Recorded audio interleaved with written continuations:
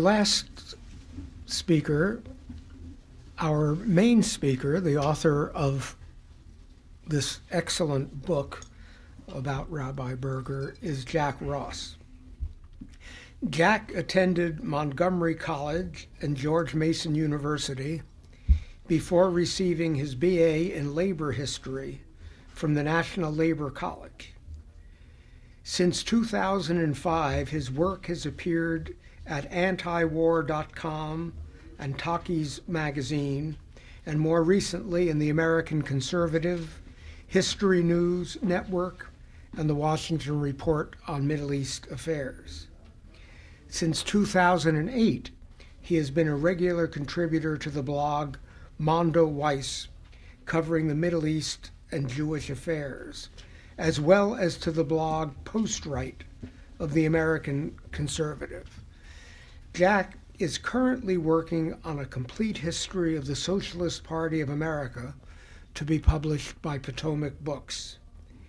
He lives in Brooklyn, New York, and we welcome him here today. Jack? Oh, thank you, John, for arranging this event, and thank you all of you for your remarks. What do American Jews believe? This is the question that set me on the path to write this book. Old cliches speak of two Jews having three opinions, and stereotype has it that American Jews are among the most avowedly secular of all Americans. Yet beneath the surface, probably a majority of Americans do believe, in Maimonides' phrase, with a perfect faith in something called a Jewish peoplehood, really a more benign term for Jewish nationalism or Zionism. A sacred story has emerged equal to, if not greater than, any biblical narrative of the exile culminating in the Holocaust, followed by literal redemption in the founding of the State of Israel. It was Will Herberg, the earliest and most thorough interpreter of Martin Buber, who first compared this to the doctrine of Charles Marat, the French fascist intellectual who called for an avowedly atheist Catholic traditionalism. It is not only American Jews who are enwrapped to this set of beliefs. For the sacred story of Jewish nationalism is also the sacred story of American nationalism. The State of Israel is, to America, the ultimate symbol of itself as a force for good in the world, representing the salvation of the Jews as the heroic outcome of the Second World War, the founding myth of the American empire. Having come of age in the wake of the September 11th attacks and all they wrought, the question nagged at me for years. Can one have an affirmative American Jewish identity while being unambiguously on the side of peace and non-intervention? Thus was the discovery of the history of Reformed Jewish anti-Zionism a revelation. As the definitive statement of belief by the founders of the American Reform movement put it, we consider ourselves no longer a nation but a religious community, and therefore expect neither a return to Palestine nor a sacrificial worship under the sons of Aaron, nor the restoration of any laws concerning the Jewish state. Just before his death in 1900, the father of American Reform Judaism, Isaac Mayer Wise, denounced the nascent Zionist movement as a prostitution of Israel's holy cause to a madman's dance of unsound politicians, a more perfect description of the modern Israel lobby there never could be. Excuse me. Zionists began to make their presence known in the Reform rabbinate by the 1920s, after the issuance of the Balfour Declaration by America's wartime ally made the establishment of a Jewish state official policy for the Western democracies. The changing politics of American Jewish identity were therefore inextricably linked to America's rise as a world power.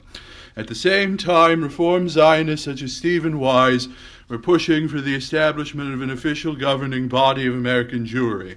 This was looked upon by classical reform with horror, seeing in it the rabbinical despotism backed up by princes of the old order, which Reform Judaism had been founded in rebellion against. The American Council for Judaism was founded over several months in 1942 After several Reform rabbis dissented from their movement's endorsement of the Zionist scheme to raise an army of Palestinian and stateless Jews to be granted the status of the Free French and Belgian forces. The following year, there was held an elaborate American Jewish conference that codified the existence of an official Jewish community constitutionally committed to Zionism. It was in response to this that the American Council for Judaism released its official platform with its vision for a future Middle East that should be heeded now more than ever, a democratic government in which our fellow Jews shall be free Palestinians whose religion is Judaism, even as we are Americans whose religion is Judaism. Elmer Berger, the ostensible subject of my book, was hired as the executive director of the American Council for Judaism upon its founding, having spent the preceding decade as a humble congregational rabbi in Michigan. He had been mentored by his boyhood rabbi, Louis Woolsey, who had been the driving force behind the founding of the ACJ. Berger initially became opposed to Zionism after being put off to the aggressiveness and duplicity of the major Zionist fundraising apparatus, the United Jewish Appeal, which beginning in the late 1930s came to completely dominate all American Jewish philanthropy and directed toward a Zionist agenda. It was also the heavy-handedness of the UJA which produced the most important lay leader of the American Council for Judaism, the philanthropist Lessing Rosenwald. Before there was AIPAC, there was the United Jewish Appeal, established where the older United Palestine Appeal was able, in the panic of the onset of the Second World War, to absorb into itself the philanthropic arm of the American Jewish Committee, known as the Joint Distribution Committee. After the founding of the State of Israel, the ACJ soldiered on in great measure because the UJA would not separate its Zionist funds from general philanthropic funds.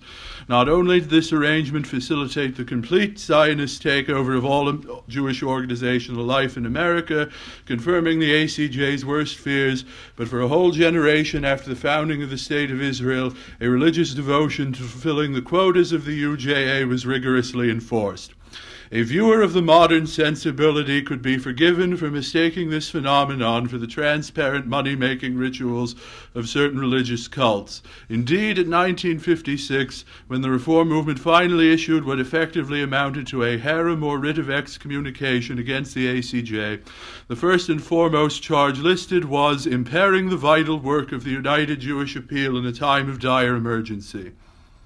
Earlier banishments had occurred even before the founding of the State of Israel, when the ACJ, led by Lessing Rosenwald, insisted that the idea that the Jews had to be settled into a state of their own after World War II was an insult to all the war had been fought to achieve. The successor to the American Jewish Conference, the National Community Relations Advisory Council, and today the Conference of Presidents of Major Jewish Organizations, issued its harem in 1950 after Rosenwald and the ACJ had spoken out for the Palestinian refugees. Even before the end of World War II, Elmer Berger was the face of the ACJ and all it represented in the Zionist imagination. Though all but forgotten today, there was a time when the very mention of his name could be expected to elicit hysteria. Berger was not the most intellectually impressive of his anti-Zionist colleagues, nor the most charismatic and accessible. A 3 times married heavy smoker and drinker and reluctant to enter the limelight, he was not a natural candidate for the mantle of prophet. What made Elmer Berger stand out was the simple moral force of his speaking the truth as he saw it, consequences be damned. The title he gave to a published book of his travel letters from the Middle East in 1955 says it all. Who knows better must say so. Yet, it must be said, in his preferred policy prescriptions for resolving the Israeli-Palestinian conflict, Elmer Berger was remarkably moderate. His views essentially remained throughout his life those which had been the official policies he even personally had a hand in helping craft during the early years of the Eisenhower administration. This was simply that Israel offer a reasonable settlement of the refugee problem, exchange for Arab recognition within the borders of the 1949 armistice, and that Israel become integrated into an anti-communist regional bloc anchored in Saudi Arabia.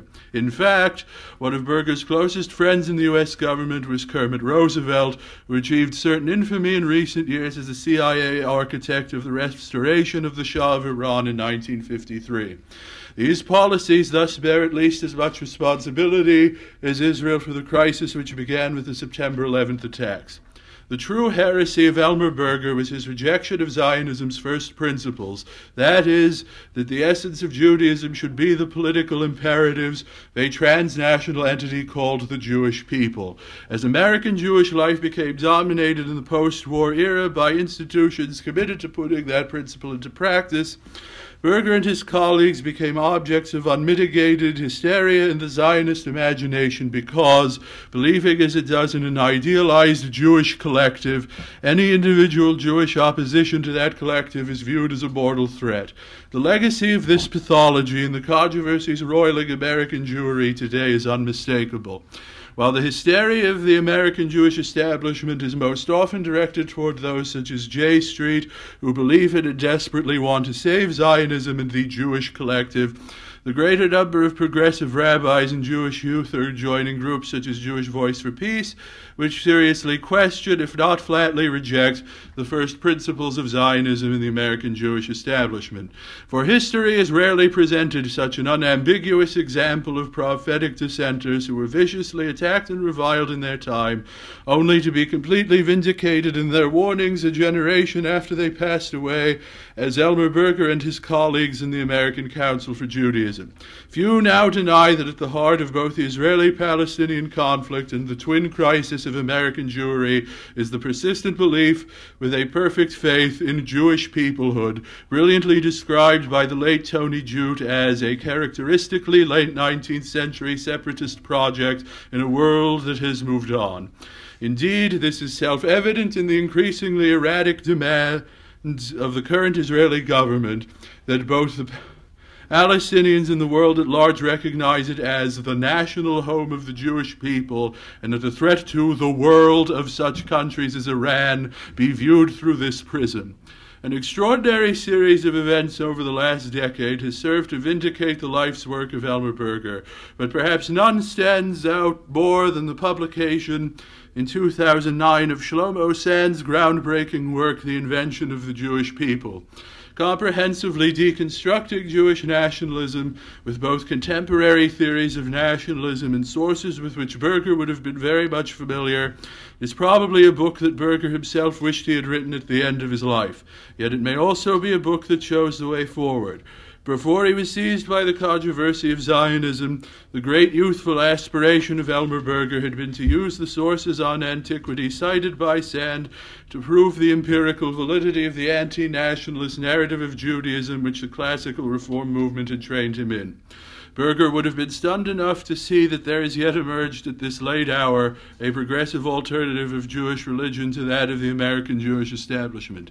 To continue building this alternative with the knowledge of history provided by Sand and its corollary in American Jewish history I hope to have provided with my humble book is the most fitting tribute that can be paid to the legacy of Elmer Berger and the American Council for Judaism.